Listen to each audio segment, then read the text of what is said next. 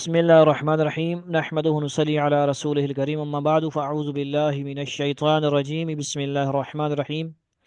جمال القرآن کتاب کا یہ جو ہے چوتھا سبق ہے، اور 3 اسباق میں ہم نے مخارج الحروف کی ڈیٹیل پڑھی، تفصیلات پڑھی، اور آج پانچواں لمحہ، پانچواں جو سبق چیپٹر ہے وہ صفات کے بارے میں ہے، کیونکہ تجوید میں 2 چیزیں اہم ہیں: مخارج الحروف اور صفات۔ ٹھیک ہے جی، صفات کا بیان اسی میں آج صفات تو ہم پڑھیں گے۔ ہر حرف کے اندر کوئی نہ کوئی صفات ہوتی ہیں، کوئی نرم ہوتا ہے، کوئی سخت ہوتا ہے، کوئی موٹا ہوتا ہے، اس طرح یہ صفات حروف جن کیفیتوں سے حروف ادا ہوتے ہیں، ان کیفیتوں حالتوں کو صفات کہتے ہیں، اور وہ 2 طرح کی ہیں۔ ایک وہ کہ اگر وہ صفت ادا نہ ہو تو وہ حرف ہی نہ رہے، ایسی صفت کو ذاتیہ اور لازمہ اور ممیزہ اور مقومہ کہتے ہیں۔ مقومہ، ممیزہ مطلب کیا ہے؟ یہ یعنی وہ صفت لازمہ جو مشتبہۃ الصوت یا متحد فی المخرج، حرفوں میں امتیاز دینے والی ہو، اور ان جن صفات لازمہ سے امتیاز نہ ہو ان کو صفت لازمہ غیر ممیزہ کہتے ہیں۔ اور ایک وہ کہ اگر وہ صفت ادا نہ ہو تو حرف تو وہی رہے مگر اس کا حسن و زینت نہ رہے، ایسی صفت کو محسنہ، مزینہ، محلیہ، عارضیہ کہتے ہیں۔ محلیہ کا مطلب کیا ہے جی؟ وجہ تسمیت بھی ان هذه الصفات فی الحروف تکون لخصوص المحل دون محل آخر۔ یہ ہو گیا جی۔ پہلی قسم کی صفات 17 ہیں۔ پہلی کون سی جی؟ صفات ذاتیہ، لازمہ، ممیزہ اور مقومہ۔ ہمس، یہ پہلی قسم ہے صفت کی۔ ٹھیک ہے جی، ہمس کیا ہوتی ہے؟ بالفتح، فتح نرم کردن، آواز نرم۔ ہمس نرم اور ہلکی آواز، جن حرفوں میں یہ صفت پائی جائے ان کو محموسہ کہتے ہیں۔ محموسہ، یہ کہتے ہیں کہ فلاں حرف محموسہ ہے۔ مطلب اس صفت کا یہ ہے کہ ان حرفوں کے ادا کرنے کے وقت آواز مخرج میں ایسے ضعف کے ساتھ ٹھہرے کہ سانس جاری رہ سکے اور آواز میں ایک قسم کی پستی ہو۔ اور ایسے حروف 10 ہیں جن کا مجموعہ ہے یہ ہے: فحسہ شخص سکتا، فحسہ شخص سکتا۔ یہ لکھنے والی چیزیں ہیں، نوٹ کرنے کی۔ ترجمہ: این است پس ترغیب داد او را شخصے کے ساکت شد۔ جار، دوسری قسم اس کے الٹ ہے، ٹھیک ہے جی، یعنی متضاد، زور سے کہنا۔ جن حرفوں میں یہ صفت پائی جائے ان کو مجہورہ کہتے ہیں۔ مطلب اس صفت کا یہ ہے کہ ان حرفوں کے ان حروف کے ادا کرنے کے وقت آواز مخرج میں ایسی قوت کے ساتھ ٹھہرے کہ سانس کا جاری رہنا بند ہو جائے اور آواز میں ایک قسم کی بلندی ہو۔ اور محموسہ کے سوا باقی سب حروف مجہورہ ہیں۔ آسان بات ہو گئی۔ جہر و حمس دونوں صفتیں ایک دوسرے کے مقابل ہیں، متضاد ہیں، یہ بات یاد رکھنے کی ہے۔ ٹھیک ہے جی، الٹ جس کو کہیں گے ہم، ہمس مطلب نرمی، اور اس کا الٹ کیا ہے؟ جہر، سختی یا ٹھیک ہے جی، ہمس نرم اور ہلکی اور زور سے۔ جس طرح نمازوں کے بارے میں کہتے ہیں جہری سری، وہ تو سر خفیہ ہوتا ہے، جہر اونچی آواز سے، تو ہمس کے مقابلے میں جہر۔ آگے تیسری قسم ہے شدت، سخت ہونا۔ جن حروف میں یہ صفت پائی جائے ان کو حروف شدیدہ کہتے ہیں۔ شدیدہ حروف مطلب اس صفت کا یہ ہے کہ ان حرفوں کے ادا کرتے وقت آواز ان کے مخرج میں ایسی قوت کے ساتھ ٹھہرے کہ آواز بند ہو جائے اور آواز میں ایک قسم کی سختی ہو۔ اور ایسے حرف 8 ہیں جن کا مجموعہ ہے اجیدو کا قطبتا، اجیدو کا قطبتا۔ ترجمہ: است می یابم تورا کے ترش روئی کر دی۔ یہ انہوں نے فارسی میں ترجمہ کیا ہے اجیدو کا۔ ترجمہ: اس کا ترجمہ است می یابم میں پاتا ہوں، تورا تجھے، کہ ترش روئی کر دی تو نے بد مزاجی، ترش روئی کی، سختی کی۔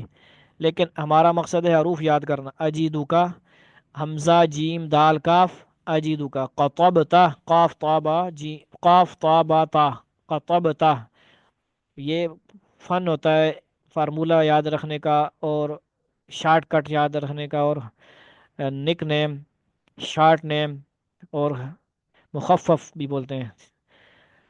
दूसरे नंबर पे मन ज़रबा, क़तबता का मतलब लिखा है इन्होंने फारसी में मन ज़रबा, किसने मारा, क़तबता तुझे किसने मारा, या ये इन्होंने तर्जमे की तरफ इन्होंने हर चीज़ बारीकी से बताई है। हाशिया में मकसद क्या है, हमने हरूफ याद करने हैं। रिखवत, शिद्दत के मुकाबले में रिखवत है, शिद्दत सख्ती होती है और रिखवत नरमी। जिन हरफों में ये सिफत पाई जाए उनको रिखवाह कहते हैं, हरूफ रिखवा कहते हैं। सहला, सहलतन, सहलता, मुस्तर सलता कमाफी, मतलब इस सिफत का ये कि इन हरफों के अदा करते वक्त आवाज़ उनके मखरज में ऐसे ज़ुअफ़ के साथ ठहरे कि आवाज़ जारी रहे और आवाज़ में एक किस्म की नरमी हो, शदीदा और मुतवस्सिता के सिवा, शदीदा और मुतवस्सिता के सिवा। ओके, मुझे ठीक है, लेफ़्ट कर सकते हैं, यहाँ पे चलता रहेगा निज़ाम इंशाल्लाह, ठीक है, नो इशू, रिकॉर्डिंग मिलेगी इंशाल्लाह फ़ी अमानिल्लाह, और हमारा चलता रहेगा निज़ाम।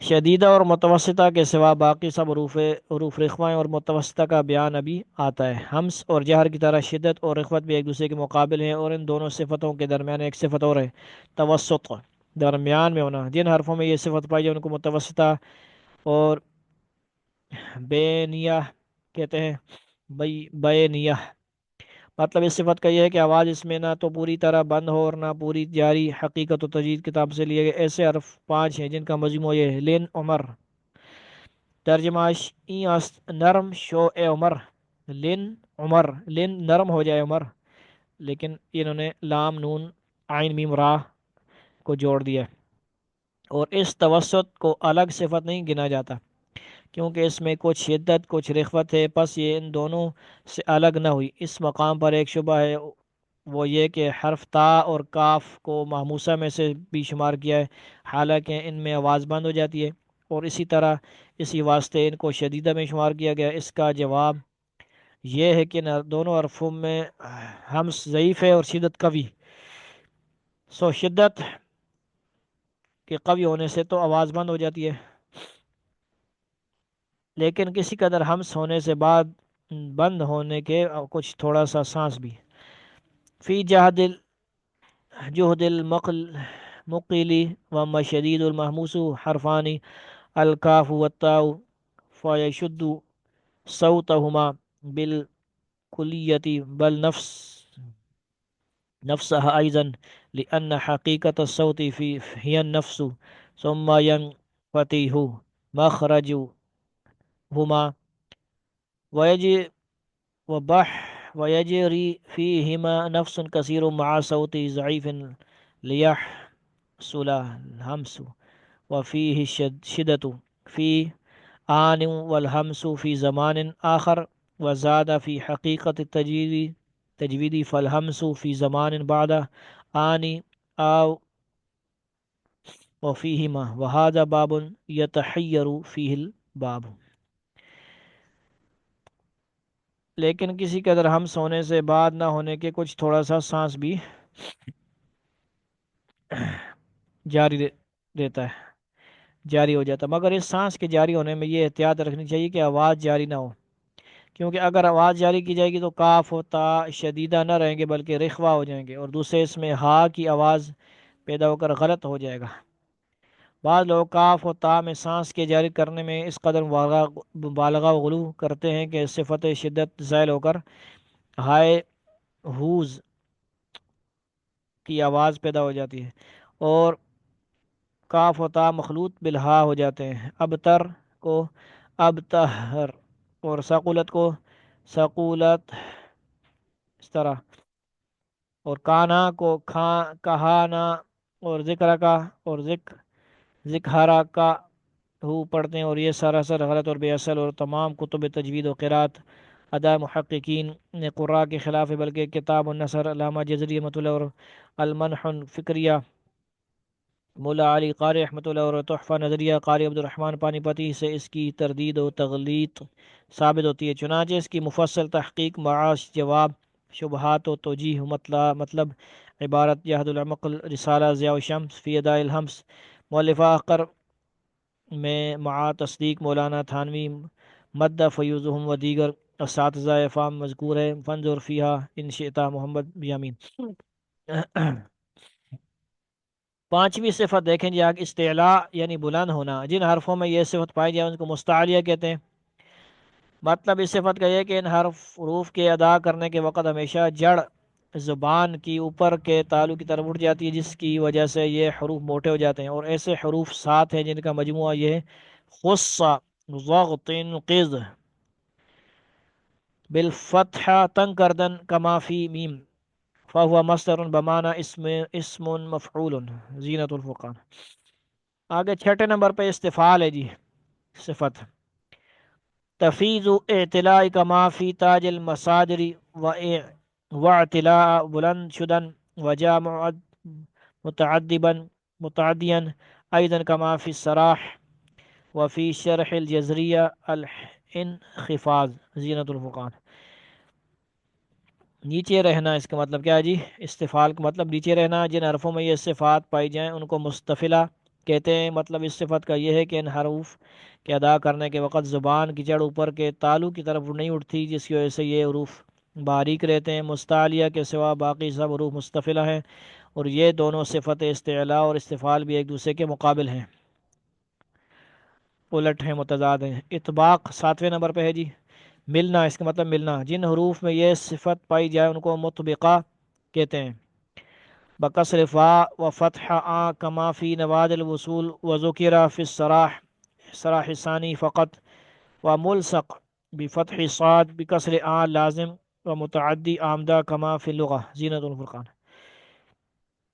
مطلب اس صفت کا یہ ہے کہ ان حروف کے ادا کرنے کے وقت زبان کا بیچ اوپر کے تالو سے ملصق ہو جاتا ہے، یعنی لپٹ جاتا ہے، ملصق ہونا لپٹنا، لپٹ جاتا ہے، اور ایسے حروف چار ہیں: صاد، ضاد، طا، ظا۔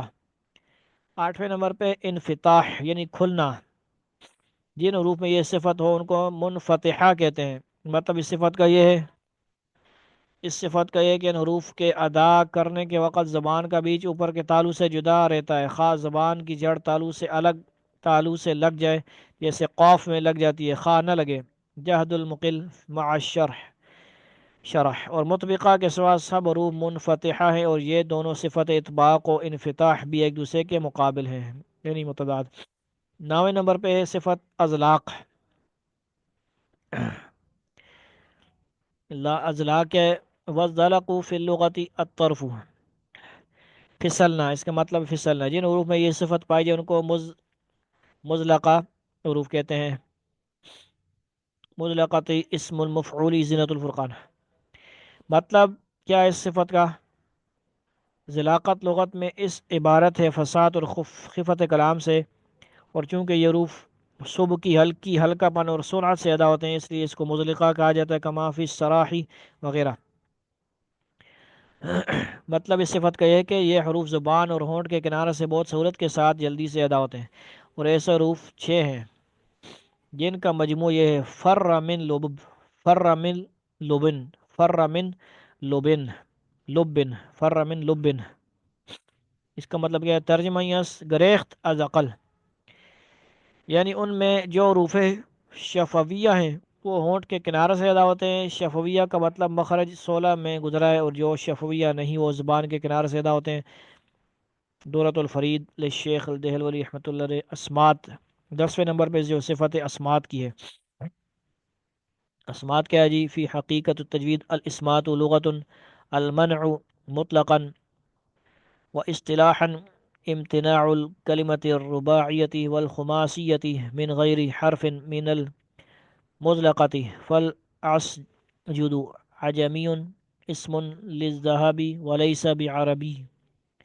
ساتویں میں بھی دیکھ لیں، مسمتا کی بفتح میم ثان کذا فی نواد الاصول۔ اسمات مطلب خاموش کرنا، جن حروف میں یہ صفت پائی جائے ان کو مسمتا کہتے ہیں۔ مطلب اس صفت کا یہ ہے یہ حروف اپنے مخرج سے مضبوطی اور جماؤں کے ساتھ ادا ہوتے ہیں، آسانی اور جلدی سے ادا نہیں ہوتے۔ اور مطلقہ کے سوا سب حروف مصمتہ ہیں، یہ دونوں صفت اضلاق و اسمات بھی ایک دوسرے کے مقابل ہیں۔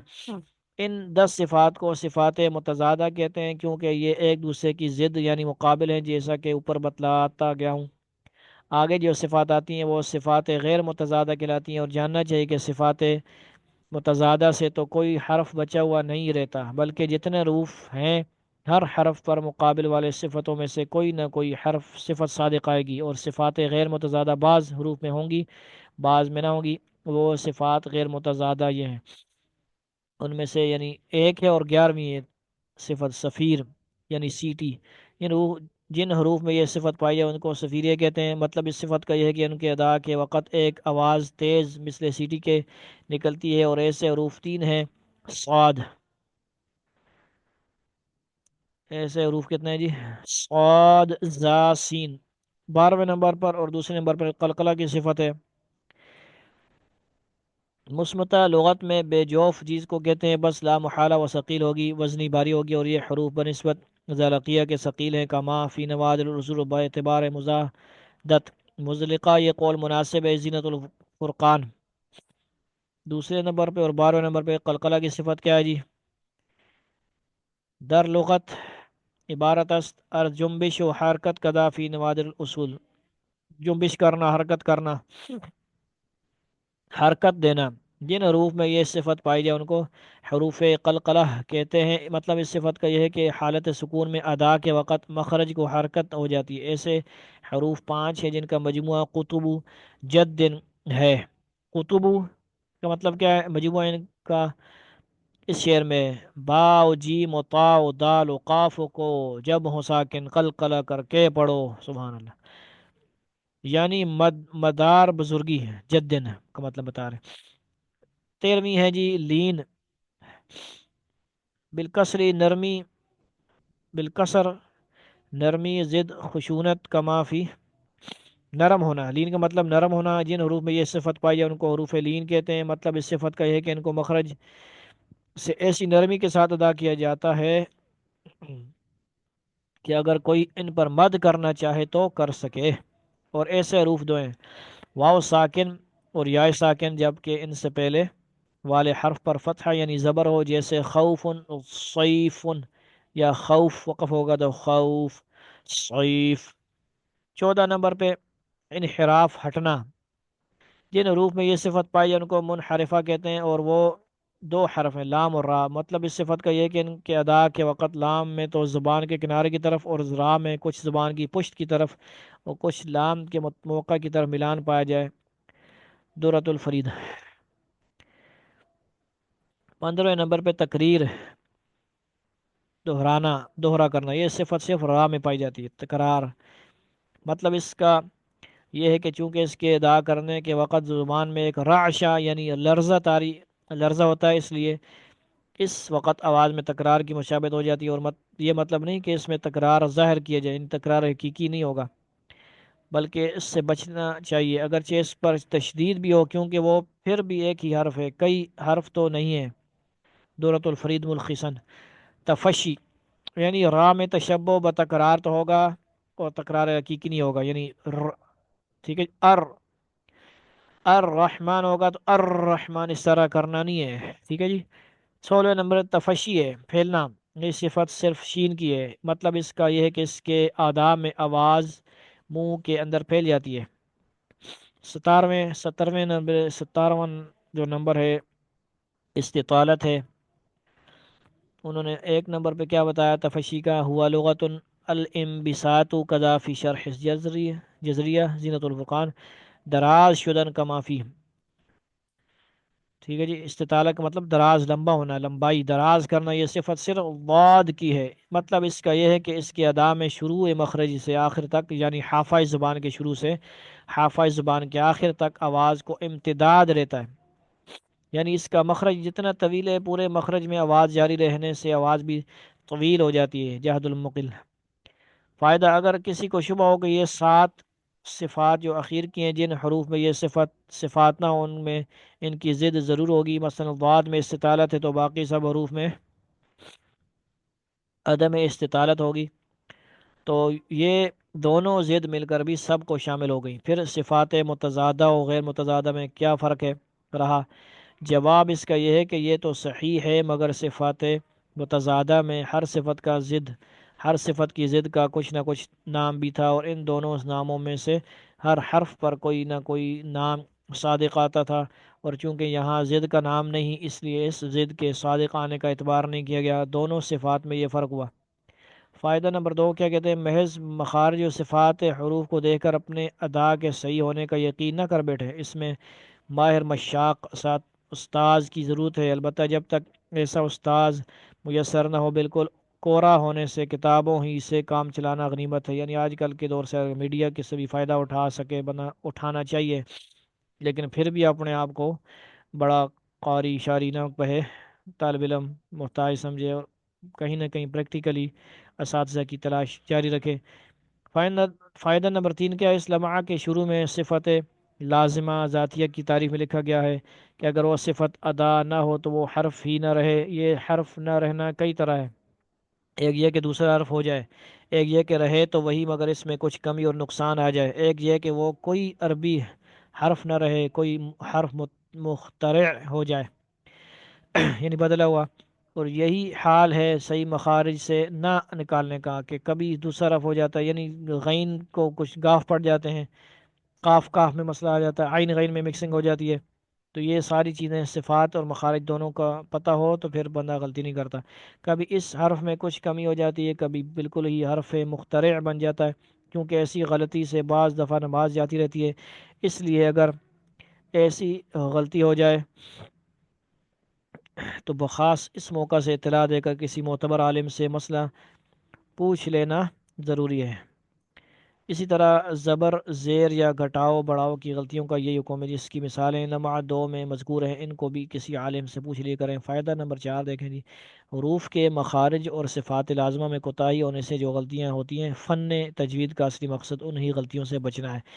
اسی واسطے مخارج اور صفات کا بیان سب قاعدوں سے مقدم کیا گیا ہے۔ اب آگے جو صفات محسنہ کے متعلق قاعدے آئیں گے وہ اس مقصود مذکور سے دوسرے درجہ پر ہیں، لیکن اب عام طور سے ان دوسرے درجہ کے قاعدوں کی رعایت اس اصلی مقصود سے زیادہ کی جاتی ہے، جس کی وجہ یہ ہے کہ ان قاعدوں سے نغمہ خوشنما ہو جاتا ہے، اور لوگ نغمہ ہی کا زیادہ خیال کرتے ہیں، اور مخارج و صفات لازمہ کو نغمہ میں کوئی دخل نہیں، اس لیے اس کی طرف توجہ کم کرتے ہیں۔ فائدہ نمبر 5 دیکھیں جی، جس طرح یہ بے پرواہی کی بات ہے کہ تجوید میں کوشش نہ کرے، اسی طرح یہ بھی زیادتی ہے کہ تھوڑے سے قاعدے یاد کر کے اپنے کو کامل سمجھنے لگے اور دوسروں کو حقیر اور ان کی نماز کو فاسد جانے لگے، یا کسی کے پیچھے نماز ہی نہ پڑھے۔ محقق عالموں نے عام مسلمانوں کے گناہ گار ہونے کا اور ان کی نمازوں کے درست نہ ہونے کا حکم نہیں کیا۔ اس میں اعتدال کا